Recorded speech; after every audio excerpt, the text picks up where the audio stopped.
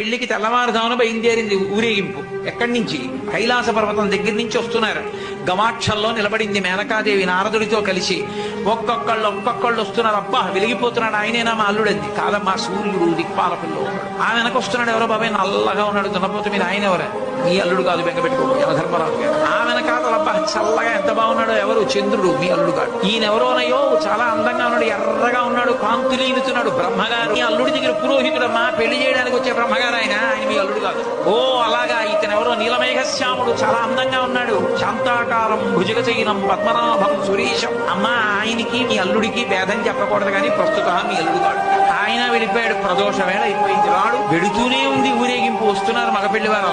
అలా ఆఖరికి ఒక ఆయన వచ్చాడు. చుట్టూ భూత ప్రేత పిశాచాలున్నాయి, ప్రమదగణాలున్నాయి, మధ్యలో దిగంబరంగా తాండవం చేస్తూ వస్తున్నాడు.